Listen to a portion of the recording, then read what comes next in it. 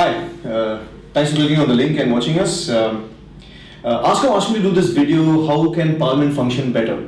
At first I was a little unsure because it's a drab topic and plus I'm not very well versed with the functions of Parliament. But as I went through the infographic that they prepared, I had a lot of aha moments and found a lot of stuff that's actually relevant to you and I.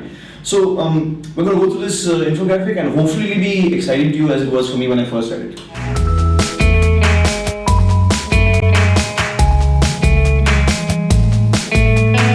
So let's get to what the job of an MP is, a member of Parliament. Making laws, examining the government budgets and expenses, representing the constituency's interests, and last but not the least, being the government's boss. Now, contrary to what I used to think, the Parliament and the government are not the same thing. The Parliament is a collection of MPs whose job is it to be the boss of the government. So what stops a member of Parliament from doing his job better? Let's talk about making laws. Firstly, there is inadequate time spent on discussions. An example of how a lack of time was devoted to debate affects us is the passing of the bill by the Lok Sabha on the protection of women from sexual harassment at work. Now, this bill was passed without debate in under 20 minutes. Now, the bill was very much needed, but in passing the bill in such a short time without debate, we may have overlooked so many loopholes. Secondly, there is this issue of voice voting. Now, a voice voting is a verbal vote. So an MP's vote is not recorded officially, which means that he cannot take credit for any bill he may have opposed or supported. So there's less motivation for him. So now there's something very important. There's something called a party whip. Now this means that legally an MP has to vote, which means support or oppose a bill based on what the party bosses want, irrespective of what his conscience says. I didn't know that. Another second point. Examining the government's budgets and expenses. Again, not enough time is being spent to discuss these things. Let me give you a specific example. This year, all demands and grants amounting to rupees 16.6 lakh crores was sanctioned without discussion. So obviously there is no scrutiny of the government's proposed expenses. And as for representing the constituency's interests, I don't vote for what an MP has done in Parliament because I simply don't know what he has done in Parliament. So now let's look at the most important job of an MP, which is to be the government's boss. In 2005, a standing committee on telecom looked at spectrum management. Now they did not recommend a policy on spectrum allocation. Had they done that, we possibly could have avoided the 2008 2G scam. And furthermore, after the CAG report, no less than 2 committees examined the issue. The PAC did not submit the report. The JPC report is split along party lines. So effectively, Parliament's view on spectrum allocation is not known.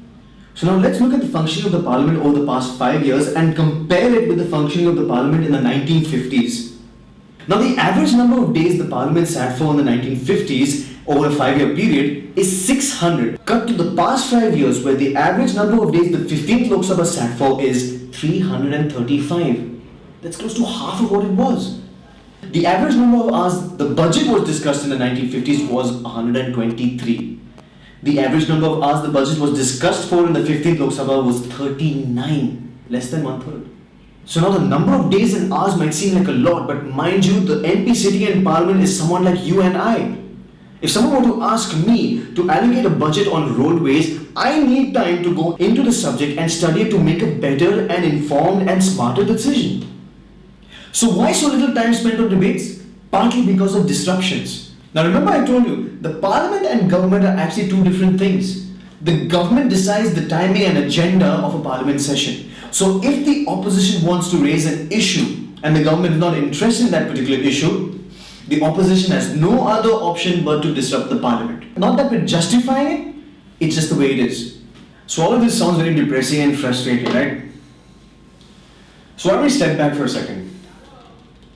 How do we make Parliament better? So how can disruptions be limited? Why not let opposition MPs decide the agenda of a Parliament session once a week maybe? The UK reserves at least 20 days. The second way would be probably to ensure prompt and strict action against MPs who disrupt Parliament sessions. Now, how can the number of sitting days be increased? See, right now the government decides the Parliament sittings on a very ad hoc basis. What if we have a pre-decided calendar of dates for meetings? A second suggestion would be to allow a minimum quorum of MPs, whether ruling or opposition, to come together and request a sitting. Lastly, how can MPs be made more effective? A. Measure and incentivize their performance. B. Now, MPs, as I mentioned, may not necessarily be very well versed with the issue they are addressing. They need to be adequately supported in terms of research staff and experts. Now, in India, the annual budget for research staff and experts is 3.6 lakhs. In the US, a senator can get $3 million. Lastly, remember we spoke about the party whip? How about if we restrict the party whip to only those votes pertaining to the survival of the government?